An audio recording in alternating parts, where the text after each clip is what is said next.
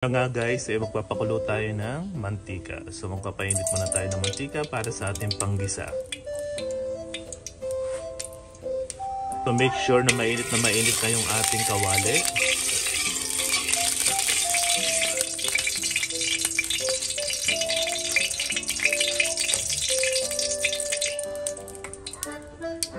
So ilagay na natin ang ating sibuyas at bawang. So igisa na natin ang sibuyas at bawang hanggang maging golden brown at maluto na.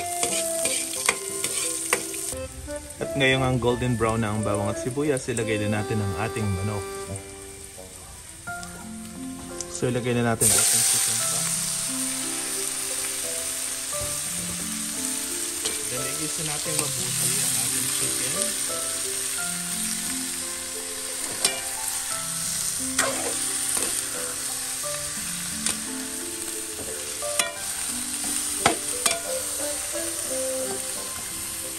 So ngayon nga guys, habang igigisa natin siya, lagyan na natin siya ng mga pampalasa. So lagyan na natin ng black pepper.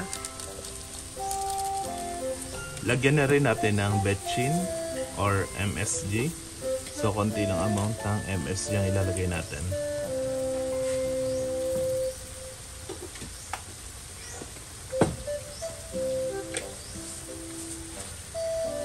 Lagyan na rin natin ng rock salt.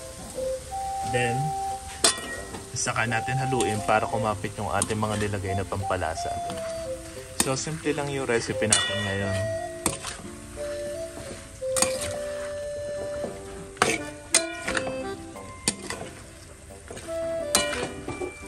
Luban muna natin ng 2 to 3 minutes. After 3 minutes, ayan na. So, nag-watery na yung ating chicken. Then, haluin na ulit natin. Ayan. Ulit natin. Antayin natin medyo maluto yung manok para sa susunod ilalagay na natin yung ating gata. Ayan guys. So guys, ito na yung chicken natin. So medyo maluluto na siya kaya pwede na natin ilagay yung ating gata.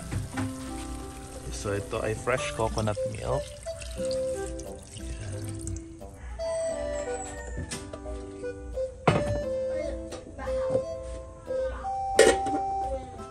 So takloban lang ulit muna natin pala para madaling kumulo yung ating chicken. Ayan.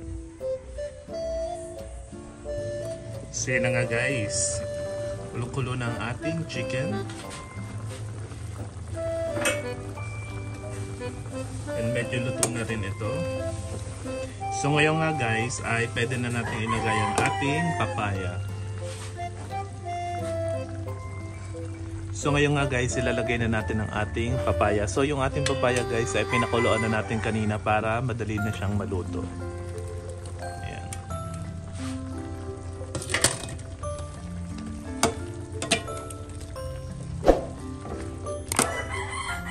So iba talaga pag gumagamit ka ng fresh gata, napaka-creamy ng ating sabaw.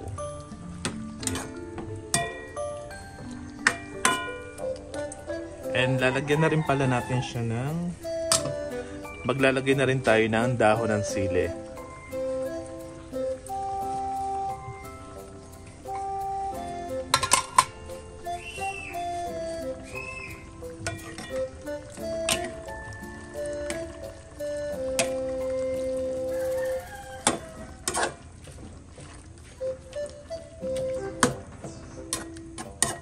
So antayin lang natin makuluan. At panghuli nga pala natin guys, ilalagay kung gusto niyo yung medyo vinaigrette na taste. So lagyan din natin ng vinegar. So yung vinegar guys, tansyahin nyo lang yung paglalagay. So ako talaga gusto ko yung medyo maasim yung ginataan. So wag nyo munang haluin, antayin nyo munang makuluan yung ating vinegar. Then saka nyo haluin.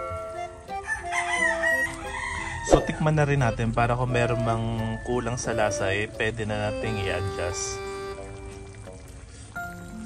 And tamang-tama lang naman yung mga nilagay natin pampalasa. So guys, okay na. So ito na guys ang ating recipe, ginataang manok na may papaya. So yan, pwede na tayong kumain.